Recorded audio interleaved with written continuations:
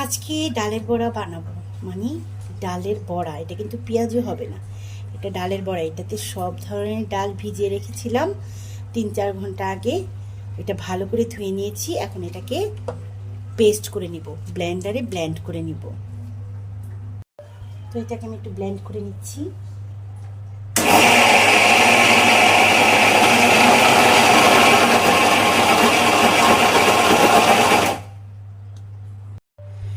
এই যে আমার ডাল বাটা হয়ে গেছে। এখানে পেঁয়াজ, কাঁচামরিচ, আদা বাটা, রসুন বাটা সব দিয়েছি। এখন একটা ডিম ভেঙে দিব। তারপর এখানে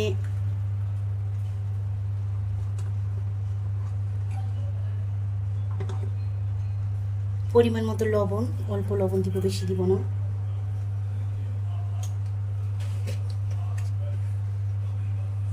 হলুদ দিব,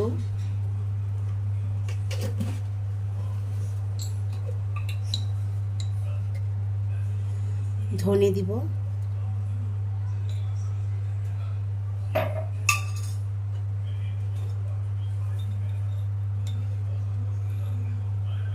আর সামান্য একটু মরিচ দিব। এটা অপশনাল, কারণ বাবুরা খাবে, তাই একেবারে সামান্য একটু মরিচ দিব। এখন এটাকে সবগুলো দিয়ে মেখে নিব।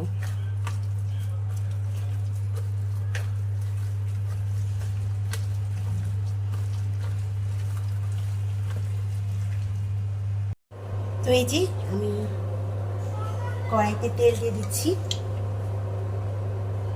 তেল অল্প অল্প তেলে ভাজবো, কারণ ডালের বড়াতে তেল কম দিতে হয়। পেঁয়াজ যদি ভাজতাম তাহলে ওটাতে বেশি তেল দিতাম। যেহেতু এটাকে ডালের বড়া বলে, সেহেতু এটাতে আমি তেল কম দিব। আমার ছেলের পরীক্ষা, ছোট বাবুর, বাবা পড়াচ্ছে, আর আমি রান্নাটা সেরে নিচ্ছি। আর এত গরম, কিছুই ভালো লাগছে না, তো ভাবলাম একটু ডালের বড়া দিয়ে ভাত খেলে ভালো লাগবে হয়তো। বিসমিল্লাহ। ডালের বড়াগুলো হবে বড় বড়। আমার আম্মু, মানে আমার মা, ডালের বড়াতে ডিম দেয়। অন্য কাউকে আমি কখনো দেখি নাই ডালের বড়ার মধ্যে ডিম দিতে।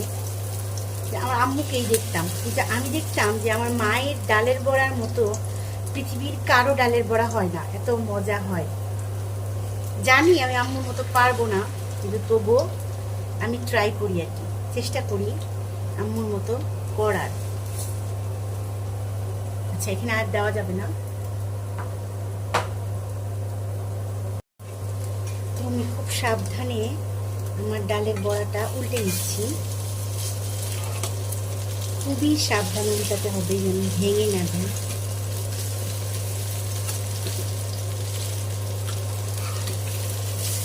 আচ্ছা, এখন উল্টে দিলাম।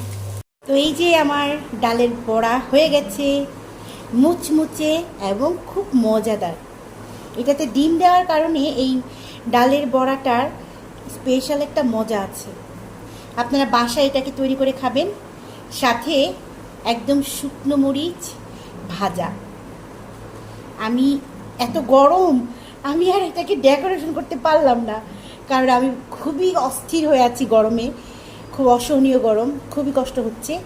তো এই যে আমার ডালের বড়া, আপনারা বাসায় তৈরি করে খাবেন, অবশ্যই খাবেন, খুব ভালো লাগবে, মজা লাগবে। ভালো থাকবেন, সবাই ভালো থাকবেন, এবং বেশি বেশি পানি খাবেন, ঘরে থাকবেন, রোদে যাবেন না।